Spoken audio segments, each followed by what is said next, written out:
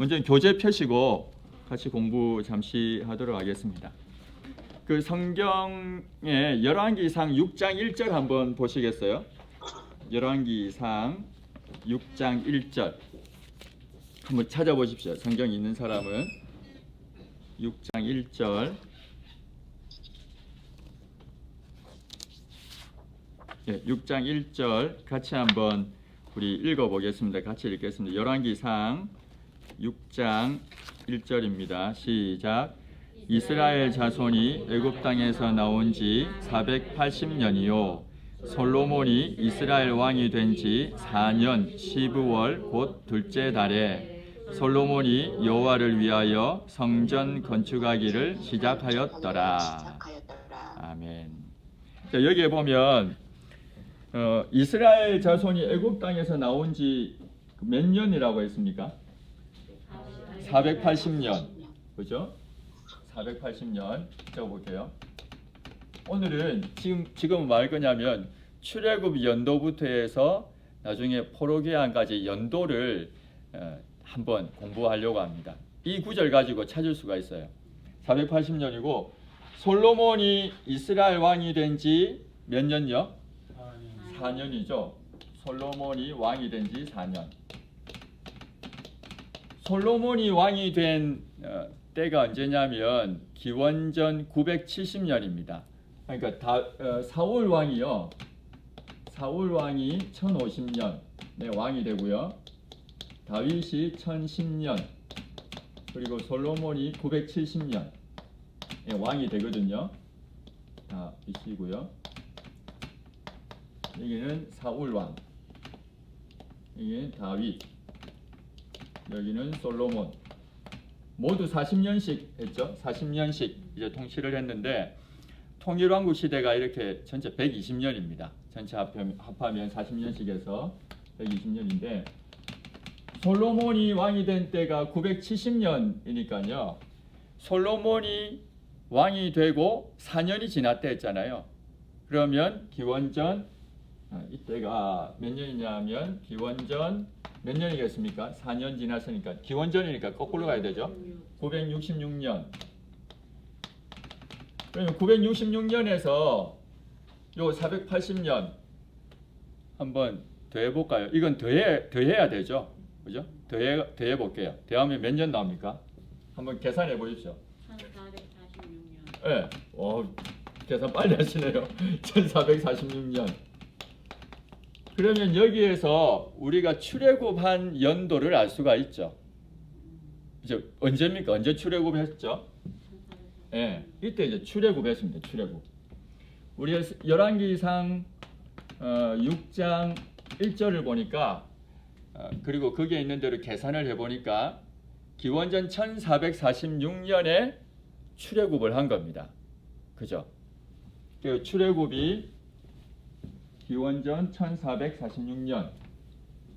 저는 칠판이 넓으면 좋은데 좁아서 좀 죄송한. 출애굽이 기원전은 뺄게요. 1446년.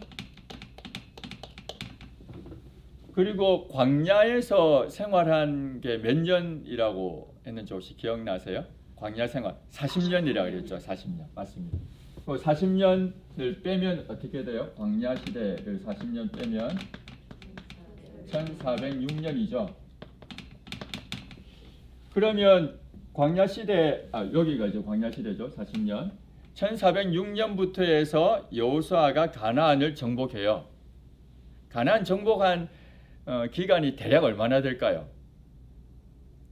잘 모르시죠? 좀 오랫동안 정복한 것 같죠. 근데 실제로는 16년 기간입니다. 그러니까 16년 동안 가나안 땅을 정복하게 돼요. 여호수아가. 그래서 16년을 빼면 몇 년입니까? 1390년. 맞죠? 예, 예. 그죠? 1390년. 이때로부터 해서 사사시대가 돼요. 1390년. 사울이 왕이 된 때가요? 1050년이었죠. 그러면 1390에서 1050 하면 사사시대는 몇 년이라고 볼 수 있습니까? 이렇게 계산해 보면 340년. 예, 맞습니다. 사사시대는 사사시대 340년이 되죠. 340년. 이렇게 해서 이제 연도를 대충 볼 수가 있어요. 그러니까 출애굽한 때가 기원전 1446년이고 사울이 왕이 된 때가 기원전 1050년인 거죠. 그래서 그 사이 기간을 광야시대 40년, 또 여호수아 정복시대 16년, 사사시대 340년 이렇게 이제 구분을 할 수가 있다는 겁니다. 여기까지는 대충 이제 정리가 되죠. 그런 뒤에 생각해 보면 이제 솔로몬이 왕이 된 때가 970년이었잖아요. 40년을 통치해요. 그러면 930년부터 분열 왕국이 되는 거죠. 기원전 930년부터 해서 나라가 둘로 쪼개집니다. 남유다에는 르호보암, 북이스라엘은 여로보암에서 쪼개지기 시작해요. 그러다가 북이스라엘은 기원전 722년에 멸망합니다. 아수르라는 나라에 의해서.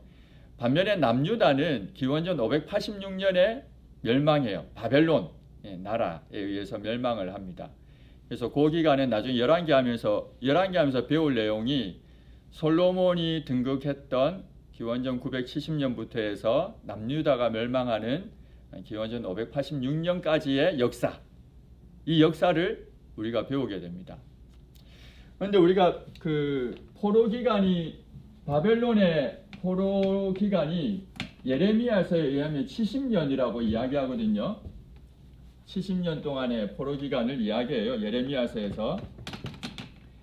근데 기원전 586년에 그 멸망했다고 했잖아요. 남유다가. 근데 나중에 실제로 다시 포로에서 돌아오는 때가 언제냐면 기원전 539년입니다. 그래서 BC 539년에 포로들이 돌아오게 돼요. 포로로 잡혀간 사람들이 돌아오게 됩니다. 이렇게 계산하면 70년이 안 되죠. 그죠? 70년이 안 되는데 예레미야서에 보면 70년이 차면 돌아올 것이다. 이제 이런 표현이 있습니다. 그래서 이 70년이라고 하는 게 정확하게 70년을 의미하기보다는 아마 7이라는 숫자 때문에 이야기한 것 같아요. 근데 또 우리가 여기서 살펴볼 수 있는 게 586년에 남유다가 완전히 멸망했지만 바벨론은 세 차례에 걸쳐서 침략을 하게 됩니다. 기원전 605년에 한번 1차로 침략을 하고요. 597년에 2차로 침략하고 이때는 3차로 침입을 했을 때 멸망을 하게 돼요. 그래서 605년부터 해서 539년 하면 근 70년이 가까워지죠. 그리고 또 하나는 이때로부터 해서 이제 4년 뒤부터 성전을 짓게 됩니다. 수룹바벨 성전. 그래서 536년부터 해서 수룹바벨 성전을 지어서 성전이 언제 완공되는가 하면 중간에 멈추기도 했거든요. 그래서 516년에 완공이 돼요. 기원전 516년에 성전이 완공됩니다. 이렇게 보면 586년하고 516년 딱 70년이더라고요. 성전하고 뭐가 관계가 있나 이런 생각을 하게도 만듭니다. 어쨌든 이렇게 해서 대략 한번 연도를 우리가 살펴봤고요. 이 내용은 제가 아까 메모해 놓은 데 있으니까 내일 올려드리면 다시 한번 연도를 한번 확인하시면서 성경하고 보시면 아마 좋지 않겠나 싶습니다. 혹시 연도에 대해서 질문 있으세요? 사실 출애굽 연도에 대해서는 역사 학자들 사이에는 조금 말이 있습니다. 기원전 1446년이라고 주장하는 사람들도 있지만 당시에 이제 뭐 디투모스 왕조라든지 뭐 람세스라든지 뭐 궁 짓는 이야기가 있어서 훨씬 그보다 더 한 2세기 정도 앞선 시기라고 주장하는 분들도 많이 있긴 합니다. 그러나 저는 이 성경에 있는 연도를 따라서 대부분 이렇게 이야기하거든요. 이렇게 보시면 큰 무리는 없을 것 같습니다. 열왕기서 전체 흐름을 한번 우리 잡는 게 중요한 것 같아요. 그래서 열왕기서 전체 흐름을 한번 생각을 해보면 열왕기서 같은 경우는 다윗이 죽고 솔로몬이 왕으로 등극하는 것으로 시작을 합니다. 그리고 이 열왕기 상하는 역대하 내용하고 같아요. 그러니까 사무엘 상하가 역대상하고 내용이 같고요. 열왕기 상하는 역대하 내용하고 같습니다. 그래서 여러분들이 열왕기 상하를 공부하면서도 역대하 내용을 같이 보면 서로 보완이 돼요. 그러니까 역대하 내용이 열왕기 상하를 그대로 또 옮겨 놓은 것이라고 보시면 돼요. 관점은 조금 다르게 기록이 되어 있습니다. 근데 이 열왕기서는 솔로몬이 등극을 해서 맨 마지막에 남유다가 멸망을 하고, 그리고 남유다의 마지막 왕이었던 시드기야 왕이 그 포로로 잡혀간 자리에서 어느 정도 회복되는 내용으로 끝나게 됩니다. 이게 이제 열왕기야 마지막 내용이고요. 근데 열왕기야 전체 흐름은 어떤가 하면 왕들이 분열하면서 점점 퇴보하는 내용을 담고 있어요. 타락에 가는 내용. 그래서 멸망하는 거죠. 타락에 가다가 멸망하는 내용을 담습니다. 근데 이 타락한 이유가 무엇인가 라고 이렇게 질문을 할 때 다윗의 길로 행하지 않았다라는 이야기를 해요. 북이스라엘 왕들에 대해서는 여로보암의 길로 행했다. 이 말은 악을 행했다는 의미고요. 우상 숭배하고, 다윗의 길로 행했다라고 하는 것이 좋은 의미인데, 열왕기서는 다윗의 길로 행하지 않은 이야기들이 계속 나옵니다. 그래서 결국은 멸망하게 되죠. 그러면 우리가 질문할 때 다윗의 길로 행했다는 의미는 무엇인가 질문을 할 수밖에 없잖아요. 그래서 성경을 한 군데 또 찾아보려고 하는데요. 사무엘서입니다. 다윗의 길로 행했다라는 건 어떤 의미냐? 사무엘하 22장 한번 볼게요. 한번 성경 찾아보겠습니다. 사무엘하 22장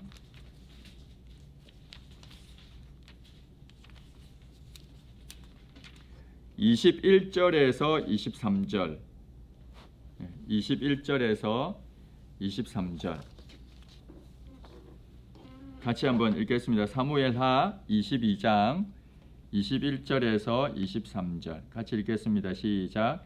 여호와께서 내 공의를 따라 상 주시며 내 손의 깨끗함을 따라 갚으셨으니 이는 내가 여호와의 도를 지키고 악을 행함으로 내 하나님을 떠나지 아니하였으며 그의 모든 법도를 내 앞에 두고 그의 규례를 버리지 아니하였음이로다.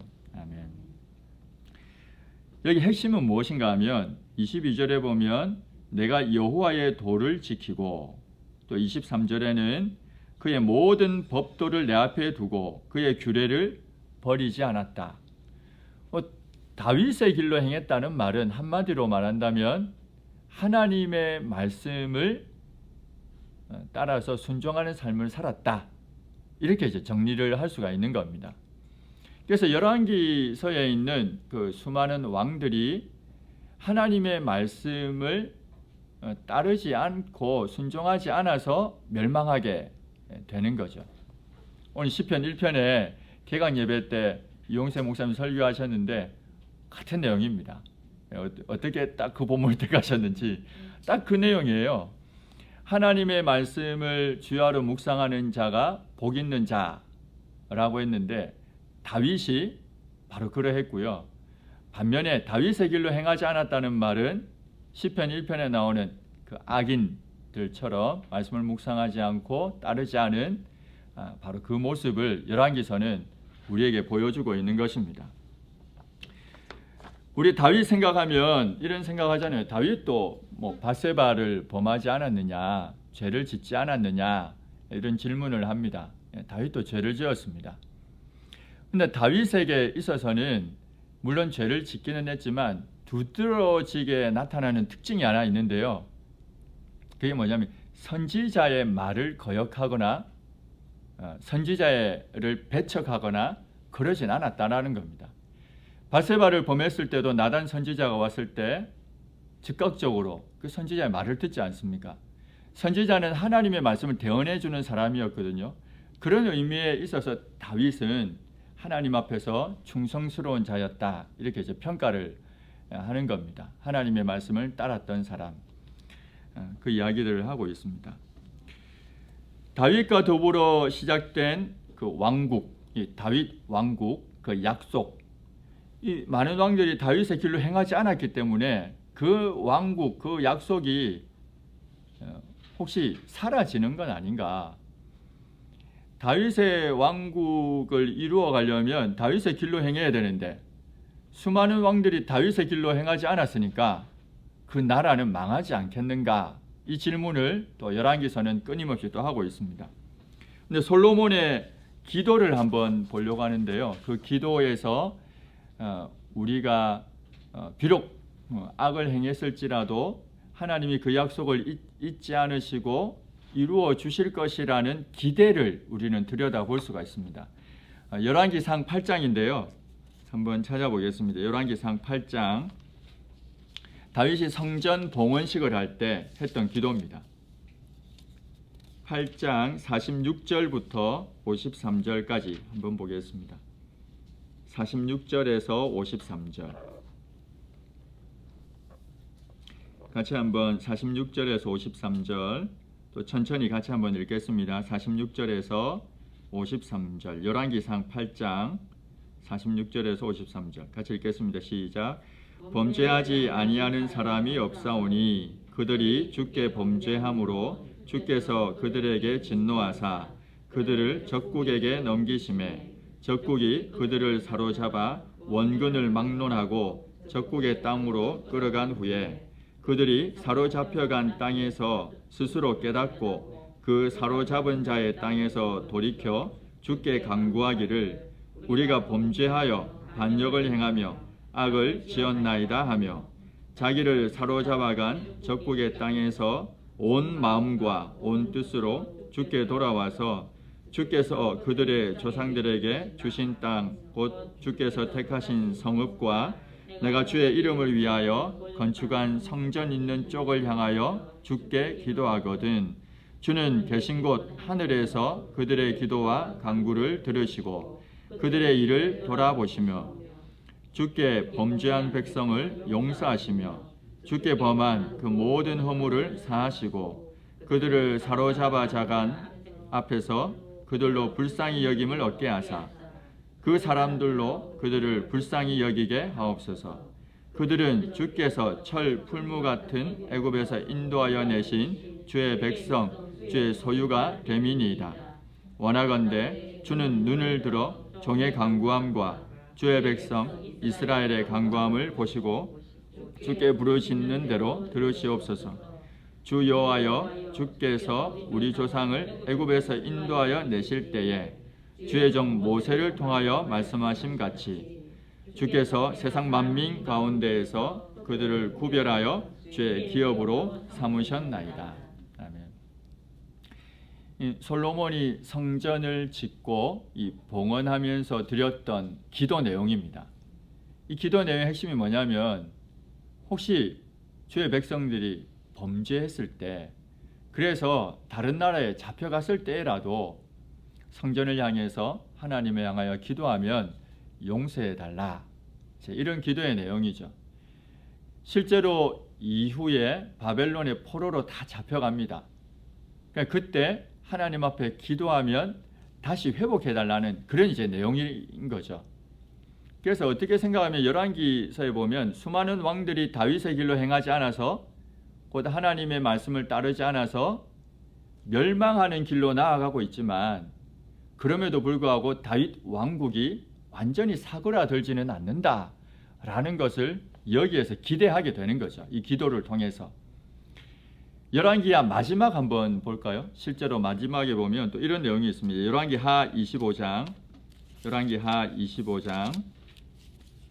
마지막인데요. 27절에서 30절 한번 보겠습니다. 열왕기하 25장 27절에서 30절 같이 한번 읽겠습니다. 시작. 유다의 왕 여호야긴이 사로잡혀간 지 37년 곧 바벨론의 왕 에월 무로닥이 즉위한 원년 12월 그 달 27일에 유다의 왕 여호야긴을 옥에서 내놓아 그 머리를 들게 하고 그에게 좋게 말하고 그의 지위를 바벨론에 그와 함께 있는 모든 왕의 지위보다 높이고 그 죄수의 의복을 벗게 하고 그의 일평생에 항상 왕의 앞에서 양식을 먹게 하였고 그가 쓸 것은 날마다 왕에게서 받는 양이 있어서 종신토록 끊이지 아니하였더라. 아멘. 여기 보면 마지막 왕이었던 이 여호야긴 왕이 회복되는 이야기를 보여주죠. 그래서 기대하게 되는 겁니다. 아, 다윗 왕국이 끝나지 않았구나 라는 것을 한편 기대하게 합니다. 열왕기서는 전반적인 흐름 자체는 왕들이 다윗의 길로 행하지 않아서 멸망하게 된다라는 내용을 담고 있어요. 그러나 그럼에도 불구하고 다윗 왕국은 완전히 멸망하지 않는다. 그 이야기를 열왕기서는 하고 있습니다. 이게 전체 큰 흐름입니다. 네, 이해되셨죠? 그 다음에 우리가 이제 왕들 이야기를 잠시 한번 보려고 하는데요. 그 이스라엘 솔로몬 이후에 남유다 또 북이스라엘로 나뉘어지죠. 그래서 솔로몬 이후에 나뉘어졌습니다.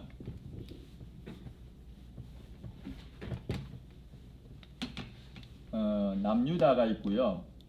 북이스라엘이 있습니다. 남유다에는 전체 왕이 20명이 나와요. 전체 이제 20명의 왕이 나옵니다. 멸망하기 전까지. 북이스라엘에는 19명의 왕이 나옵니다. 근데 북이스라엘 왕들 19명의 왕들의 특징은 뭐냐면 여로보암의 길로 행했다는 것이 특징이에요. 느밧의 아들 여로보암의 길로 행하였더라. 나중에 열왕기서 읽어보면 그 얘기가 계속 나옵니다. 느밧의 아들 여로보암의 길로 행하였더라. 북이스라엘 왕들의 특징은 느밧의 아들 여로보암의 길로 행했다라는 겁니다. 여로보암은 북이스라엘의 첫 번째 왕인데요. 북이스라엘에는 여로보암이 또 한 명 더 있습니다. 나중에 여로보암 2세라고도 이제 부르기도 할 텐데요. 이 여로보암 왕의 특징이 뭔가 하면 북이스라엘 그 영토 중에 남쪽이 베델이고 북쪽이 단이라는 지역이 있습니다. 지명 베델과 단. 베델과 단에 금송아지를 만들어요. 우상을 만들었죠. 그리고 레위인 아닌 사람들로 제사장을 삼고 또 원래 그 출애굽기 신명기에서 정해둔 이스라엘의 절기가 있는데 그 절기 날짜가 아니라 다른 날짜에 그 절기처럼 행사를 했습니다. 그렇게 한 이유는 북이스라엘에 있는 사람들이 남유다에 있는 예루살렘에 혹시라도 내려갈까봐 그래서 이제 그 일을 했죠. 그래서 우상 숭배를 행한 거죠. 그래서 느밧의 아들 여로보암의 길로 행했다는 말은 똑같이 우상 숭배를 했다 이 말입니다. 그게 북이스라엘 왕들의 특징입니다. 그리고 이 북이스라엘 왕들은 정권 자체가 교체가 엄청 많이 됩니다. 그래서 배반이 일어나고 또 신하가 배반하고 시므리라고 하는 사람은 자기가 배반해서 왕권을 이렇게 찬탈했는데 일주일 만에 또 오므리가 나와서 또 막 빼들고 막 그런 일들이 벌어집니다. 북이스라엘에. 그리고 이 북이스라엘 나라의 왕 중에 특이한 사람은 오므리하고 아합입니다. 오므리 아들이 아합이거든요. 이 두 사람이 북이스라엘 왕들의 거의 핵심이라고 보면 돼요. 그래서 오므리라고 하는 왕은 북이스라엘의 수도를 사마리아로 옮겼고요. 북이스라엘의 수도가 사마리아잖아요. 그게 오므리 왕이 그 수도로 옮겨서 사마리아가 됩니다. 그리고 아합 왕 때 아합이 자신의 아내 시돈 사람 이세벨을 데려와 가지고 우상을 숭배하죠. 이때 엘리야가 등장을 합니다. 그죠? 우리가 아는 대로. 그래서 가장 악한 왕으로 이야기하는 아합 왕을 이 이제 북이스라엘에는 여기가 이제 핵심 왕이 됩니다. 남유다는 20명인데요. 20명 중에 8명의 왕은 그래도 선한 왕으로 평가됩니다. 근데 선하게 평가되는 8명 왕 중에서 2명은 아무런 조건 없이 선한 왕으로 평가해요. 누굴까요? 우리가 잘 아는 사람인데 15년 연장받았던 사람. 히스기야 왕. 또 한 사람은요. 율법책을 발견한 사람. 성전을 막 수리하다가. 요시야 왕. 이 두 사람은 아무런 조건 없이 다윗의 길로 행한 선한 왕으로 평가됩니다. 그러나 그 외에 나머지 6명, 선한 왕으로 평가된 6명은 선하지만 조금 문제가 있다. 이렇게 이야기해요. 그렇게 해서 북이스라엘에게는 20명의 왕이 있습니다. 남유다. 남유다의 특징은 뭐냐면 다윗 왕가로 쭉 이어갑니다. 다윗 계열로 한 사람 빼고 아달랴라고 하는 여왕 빼고 이 아달랴는 아합하고 아내 이세벨 사이에 태어난 딸이 아달랴입니다. 근데 이 아달랴가 나중에 남유다의 왕하고 결혼해요. 여호람이라고 하는 왕과 결혼을 해서 여호람이 죽고 또 자기 아들이 죽고 나니까 자기가 왕이 되려고 했죠. 그래서 나중에 아달랴라고 하는 그 왕 빼고는 전부 다윗 계열로 그 족보가 이어지게 됩니다. 이게 이제 남유다 북이스라엘 왕들의 특징입니다. 남유다 왕들과 그 이스라엘 왕들을 기록할 때 동시연대기적으로 기술했다는 표현을 쓰거든요. 이 말은 무슨 말인가 하면 예를 들어서 기원전 그 722년경이다. 북이스라엘이 멸망할 때요. 북이스라엘의 마지막 왕은 호세아잖아요. 이 당시에 남유다의 왕은 히스기야 왕이거든요. 그래서 이 두 왕을 같이 번갈아 가면서 기록한다는 거 연대에 따라서. 그래서 어떨 때는 북이스라엘도 나왔다가 남유다에도 나왔다가 같은 동시연대에 있는 사람을 기록하고 또 동시연대에 있는 사람 남북 서로 이렇게 번갈아 가면서 기록하고 있습니다. 그래서 열왕기에는 남유다 쭉 기록하고 북이스라엘 기록하고 이러지 않고요. 남유다 나왔다가 북이스라엘 나왔다가 또 남유다 나왔다가 번갈아 가면서 나옵니다. 연대에 따라서 기록을 하기 때문에 그렇습니다. 연대 순으로. 열왕기에는 그렇게 기록이 되어 있습니다. 남유다 왕들은 특이하게 북이스라엘 왕들과 달리 어머니의 이름이 기록이 된 곳이 많습니다. 북이스라엘 왕들은 없어요. 근데 남유다 왕은 특이하게 어머니의 이름이 기록된 곳이 많고요. 또 등극할 때 나이가 기록되어 있습니다. 근데 북이스라엘 왕들은 그게 없어요. 나이가 없어요. 그런 차이점들이 조금씩 있습니다. 남유다 왕들에 조금 더 집중을 하고 있죠. 열왕기서도. 이렇게 해서 이제 왕들 봤는데요. 여러분들 강의한 맨 뒤에 한번 보시겠어요? 맨 뒤에 보시면 도표 1에서 이스라엘의 왕들이라는 표가 있을 겁니다. 81쪽 그 다음에 강의한 81쪽 다음에 보면 도표가 있는데요. 이 도표에 보면 왕들이 쭉 나오죠. 근데 여기에 보면 그 관련 성구가 있고 통치 기간이 있고요. 북왕국 있는데 북왕국의 왕 앞에 별표되어 있는 게 있죠. 이 별표된 거는 그 배반, 모반, 찬탈한 왕들입니다. 예를 들어서 여로보암의 아들이 나답인데 바아사는 나답의 아들이 아니고 바아사가 나답을 죽이고 찬탈했다 이 의미가 되는 거죠.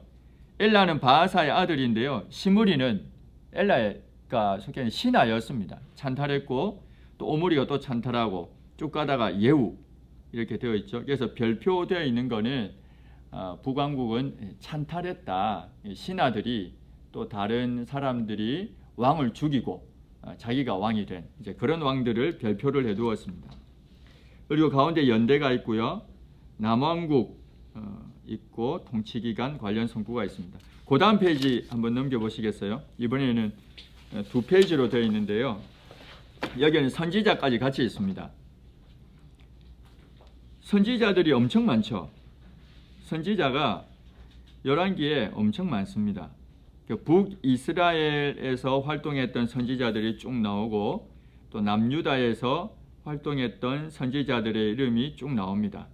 아는 이름도 있고 모르는 이름도 있을 텐데 여기 보면 그 중에 이제 선지자 중에 한 명이 북이스라엘에는 예후라는 선지자가 있어요. 예후 세 번째 선지자. 예후 나중에 열왕기서 공부하면 예후에 대한 이야기를 하게 됩니다. 예후가 예언한 게 요시야 왕까지 이어지거든요. 그리고 엘리야, 엘리사가 있고요. 우리가 잘 아는 요나, 아모스, 호세아도 여기에 있습니다. 남유다의 선지자들을 보면 쭉 내려가다가 오바댜, 요엘이 있죠. 오바댜, 요엘. 그죠? 그리고 두 번째 페이지에 가면 이사야, 미가 있고요. 또 우리가 아는 나훔, 있고 스바냐, 예레미야, 하박국, 다니엘, 에스겔 등등이 있습니다. 그래서 우리가 아는 선지자들이 여기 다 나옵니다. 그래서 선지서가 이 열왕기하고 다 연결되어 있다는 거죠. 그 남유다는 기원전 586년에 멸망을 했거든요. 588년에 그 느부갓네살 왕이 바벨론 느부갓네살 왕이 예루살렘을 포위했다가 1년 반 만에 완전히 무너뜨립니다. 그래서 586년에 멸망하는데 기원전 605년에 1차로 침공해서 그때도 포로들을 많이 잡아가요. 잡아갈 때 같이 포로로 잡혀간 사람이 누군가 하면 다니엘입니다. 다니엘서. 이 다니엘은 기원전 605년에 포로로 잡혀갑니다. 그리고 2차로 침략했을 때가 597년이거든요. 기원전. 이때 누가 잡혀갔을까요? 선지자 중에 다니엘하고 비슷한 느낌을 가진 조금 분량이 많은 선지자 에스겔입니다. 에스겔. 그래서 2차로 침략했을 때 에스겔이 그때 잡혀가요. 그렇게 해서 다니엘이 먼저 잡혀가고 그 다음에 에스겔이 잡혀가게 됩니다. 그래서 왕들, 선지자들 대략 표를 봤고요. 표는 그냥 한번 이렇게 쭉 보시면 됩니다. 다른 건 없고요. 이제 마지막으로 열왕기에 나타나는 그 신학 중에 제가 강의 안에는 4가지를 적었는데 3가지만 이야기해 드리도록 하겠습니다. 열왕기서에 그 언약 이야기 들어보셨죠? 언약을 맺는다 할 때 언약. 그렇죠? 언약 신학이 열왕기서에도 그대로 있습니다. 언약은 무언가 하면 약속하는 거죠. 약속을 하는데 하나님이 사람과 약속하는 것, 그걸 이제 언약이라고 합니다. 언약. 하나님이 사람과 약속한 것. 그런데 하나님이 사람하고 약속하지 않고 하나님 사이에 약속한 것도 있어요. 그거는 구속 언약이라고 부릅니다. 일반적으로. 그래서 언약을 보면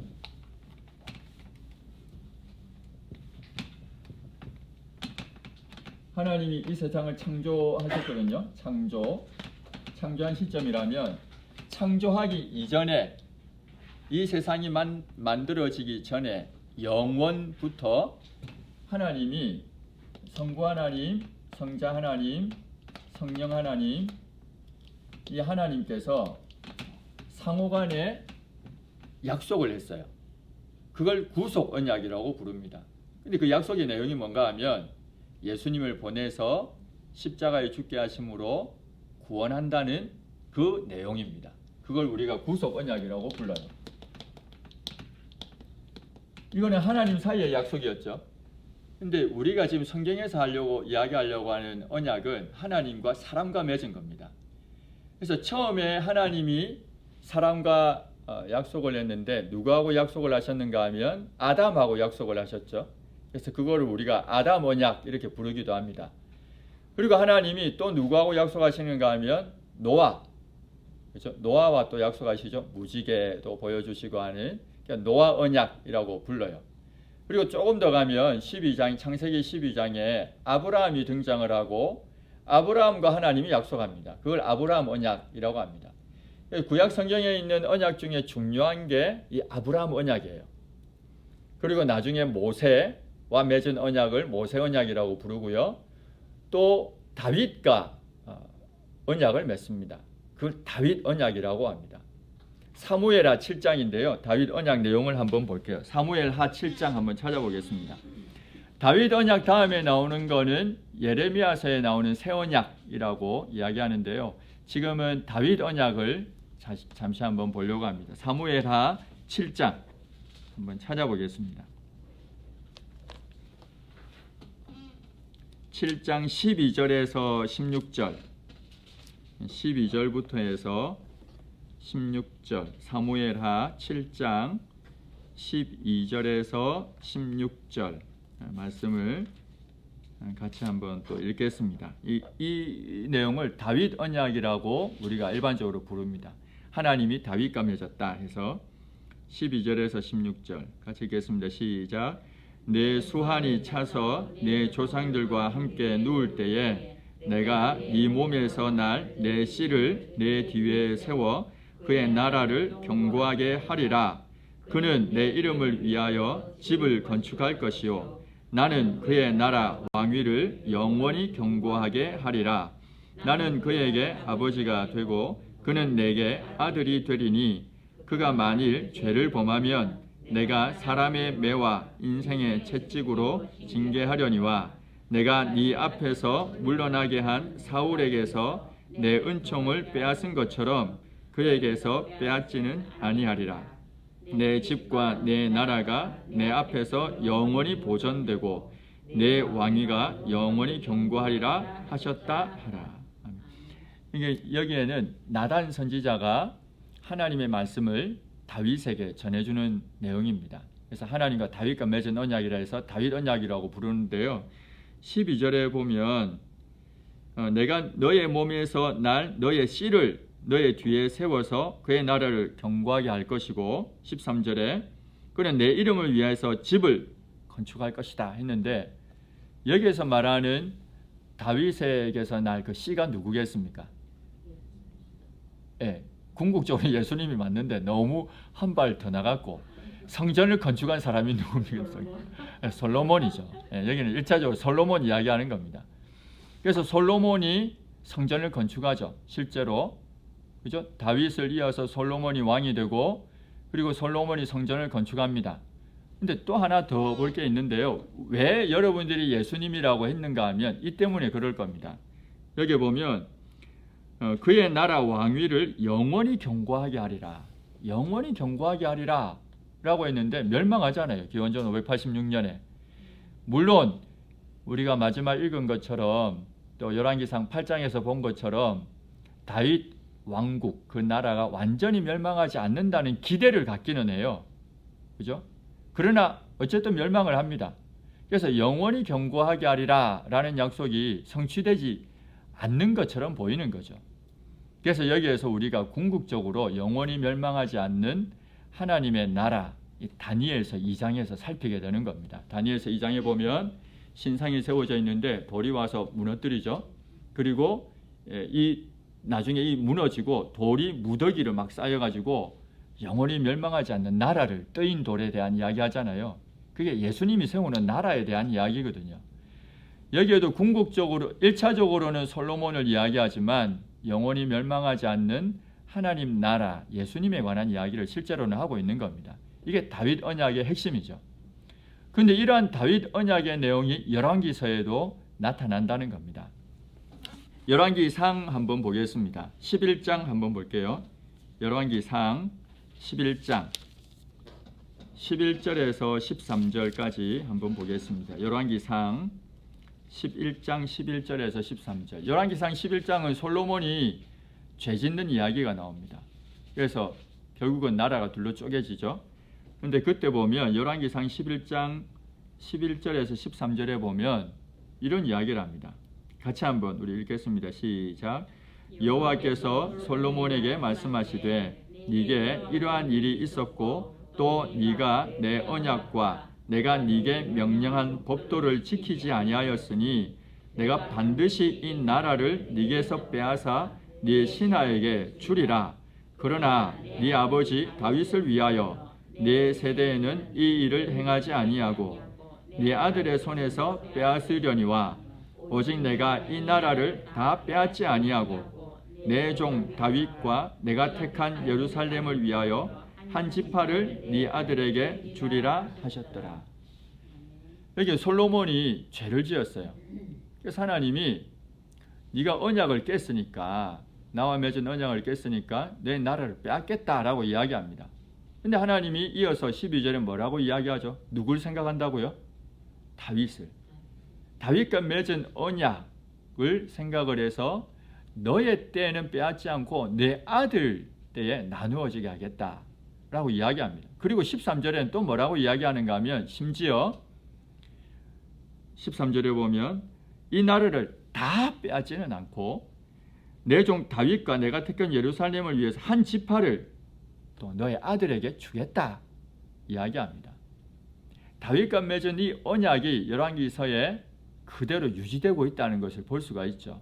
범죄함에도 불구하고 솔로몬이 범죄했을 때 우리 사무엘하 7장에 보니까 죄를 범하면 징계한다고 했잖아요. 징계하는 일은 있지만 그 다윗 왕국이 아주 멸망하지 않도록 여기 언약이 그대로 남아 있습니다. 열왕기 하에도 한번 보겠습니다. 열왕기 하 8장 한번 찾아볼게요. 열왕기 하 8장 18절에서 19절 한번 보겠습니다. 8장 18절에서 19절 같이 한번 읽겠습니다. 시작. 그가 이스라엘 왕들의 길 가서 아합의 집과 같이 하였으니 이는 아합의 딸이 그의 아내가 되었음이라. 그가 여호와 보시기에 악을 행하였으나 여호와께서 그의 종 다윗을 위하여 유다 멸하기를 즐겨하지 아니하였으니 이는 그와 그의 자손에게 항상 등불을 주겠다고 말씀하셨음이더라. 여기도 나오죠. 여기에 등장하는 왕은 여호람입니다. 조금 전에 제가 말씀드릴 때 북이스라엘의 아합 왕을 기억하자 했잖아요. 그 오므리 아합. 아합의 아내가 이세벨이었고 둘 사이에 딸이 아달랴였죠. 이 아달랴가 유다의 왕 그 여호람과 결혼하거든요. 그래서 여호람이 자기 아내 아달랴와 결혼하고는 우상숭배합니다. 죄를 짓습니다. 북이스라엘이 행했던 아합처럼 똑같이 악을 행합니다. 이제 멸망시켜야죠. 근데 하나님이 여기 보니까 뭐라고 했는가 하면 19절에 18절에 맨 마지막에 보면 여호와 보시기에 악을 행했다. 그러나 그의 종 다윗을 위해서 유다 멸하기를 즐겨하지 않았다. 왜냐하면 그와 그의 자손에게 항상 등불을 주겠다고 말씀하셨기 때문이다. 다윗 언약에 대한 이야기가 나옵니다. 솔로몬이 악을 행했을 때 또 남유다 가운데에서도 가장 악한 일이 벌어졌을 그때에도 다윗 언약이 여전히 살아있다는 거죠. 그래서 열왕기에는 이 언약 신학이 그대로 남아 있습니다. 사무엘하 7장에서 하나님이 다윗과 맺었던 그 다윗 언약이 열왕기서에도 그대로 남아 있다. 이것을 우리가 기억해야 됩니다. 또 하나는 이제 성전 신학인데요. 솔로몬이 성전을 짓죠. 성전을 짓습니다. 성전을 7년 동안 이제 나중에 짓게 돼요. 성전을 짓는데 성전을 지을 때 우리가 제일 처음 공부할 때 열왕기상 6장 1절 봤잖아요. 그때 솔로몬이 통치를 시작한 지 4년에 시브월이라고 되어 있는데 시브월은 6월절이 있는 그때가 첫째 달이면 15월은 둘째 달이거든요. 그러니까 4, 5월경입니다. 이때 이제 성전을 짓기 시작합니다. 근데 이때 이제 성전을 짓기 시작했다라고 했는데 출애굽하고 연결시켰죠. 그죠? 출애굽한 지 480년이라 성전하고 출애굽을 연결하고 있습니다. 그래서 솔로몬의 성전 하면 출애굽하고 연결시켜서 생각을 해야 돼요. 하나님이 이스라엘 민족을 애굽에서 이끌어낸 목적이 무엇이었을까요? 왜 이끌어냈을까요? 하나님을 예배하도록 하기 위해서죠. 그죠? 하나님을 섬기도록 위해서. 그래서 모세가 바로 왕에게 찾아갔을 때에도 우리가 사흘 길을 가서 하나님을 섬기겠다고 했거든요. 저 산에 가서 시내산에 가서 하나님 예배하겠다 했습니다. 그리고 2달 만에 시내산에 도착을 합니다. 홍해를 건넌 뒤에. 그리고 거기에서 모세 언약을 맺게 되죠. 시내산 언약 하나님과 맺게 되는 이야기입니다. 그래서 우리가 이 장면을 보면 출애굽의 목적은 이스라엘 백성들이 하나님을 예배하도록 하기 위함이구나 라는 걸 알게 됩니다. 출애굽기 19장인데요. 또 한번 찾아볼게요. 성경에 출애굽기 19장 4절에서 6절 한번 보겠습니다. 출애굽기 19장 4절에서 6절 출애굽기 19장 4절에서 6절 같이 한번 읽겠습니다. 시작. 내가 애굽 사람에게 어떻게 행하였음과 내가 어떻게 독수리 날개로 너희를 업어 내게로 인도하였음을 너희가 보았느니라. 세계가 다 내게 속하였나니 너희가 내 말을 잘 듣고 내 언약을 지키면 너희는 모든 민족 중에서 내 소유가 되겠고 너희가 내게 대하여 제사장 나라가 되며 거룩한 백성이 되리라. 너는 이 말을 이스라엘 자손에게 전할지니라. 아멘. 여기 제사장 나라가 된다는 이 의미는 하나님을 예배하는 백성이 된다는 의미입니다. 성전 건축이 이러한 출애굽의 목적과 같이 연결된다는 거죠. 성전 신학이라고 하는 건 어떤 의미가 있는가 하면 성전을 지어서 결국은 하나님을 예배한다는 겁니다. 그래서 이스라엘 백성들이 성전을 통해 이제 하나님을 예배하는 그 이야기를 열왕기서는 중점적으로 다루고 있습니다. 성전 건축하는 이야기, 또 나중에 산당 이야기, 또 예루살렘 성전이 멸망하는 이야기, 성전에 관한 이야기가 열왕기서의 핵심을 이루면서 또 나오고 있다는 겁니다. 또 하나는 제왕신학이라고도 부르기도 하는데요. 이건 성경 한 구절만 찾으면 됩니다. 신명기 말씀입니다. 신명기에서 이미 이스라엘 나라, 신명기 17장인데요. 이스라엘이 왕을 얻고자 할 텐데 그러면 이러한 왕을 구해야 된다라는 내용이 있어요. 신명기 17장 14절부터 한번 보겠습니다. 신명기 17장 14절에서 20절 17장 14절에서 20절 또 같이 한번 우리 읽겠습니다. 시작.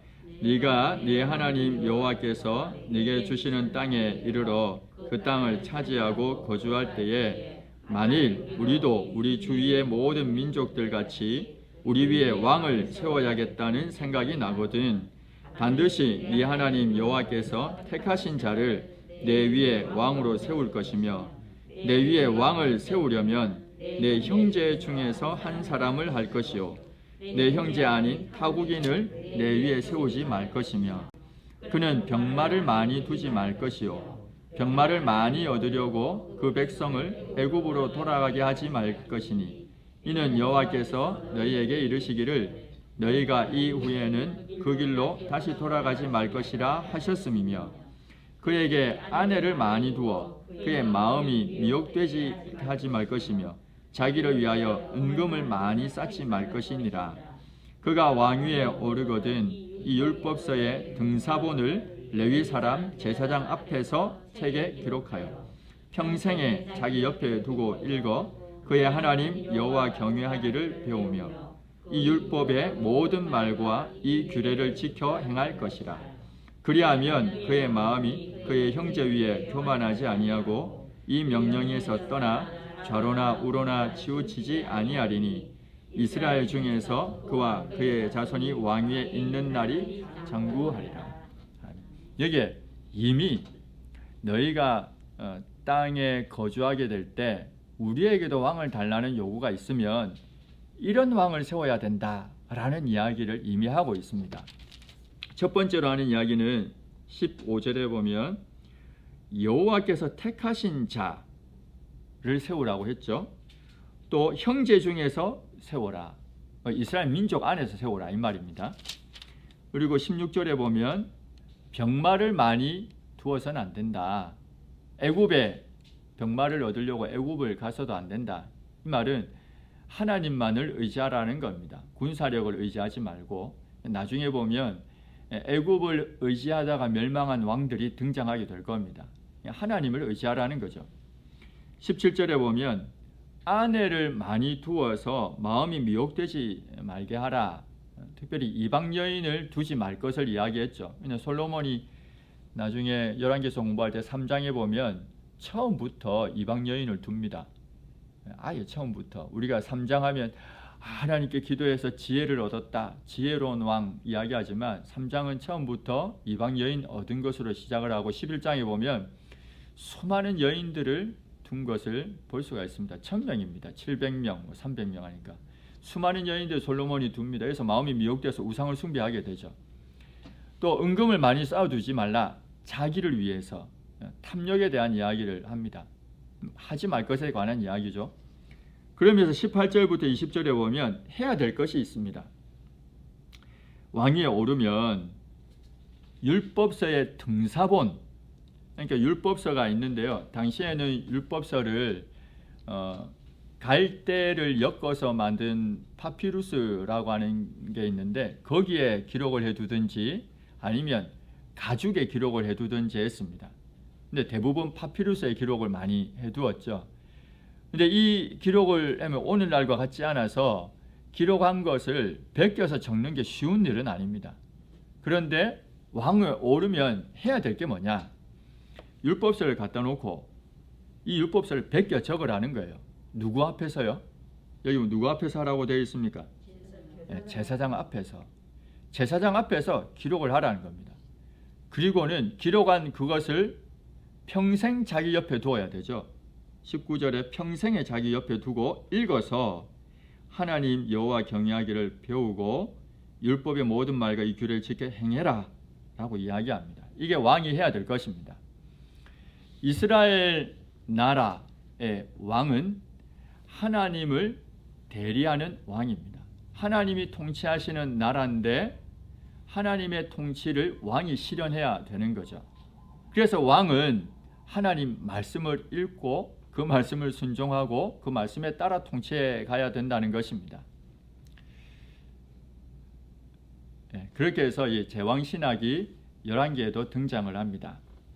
그래서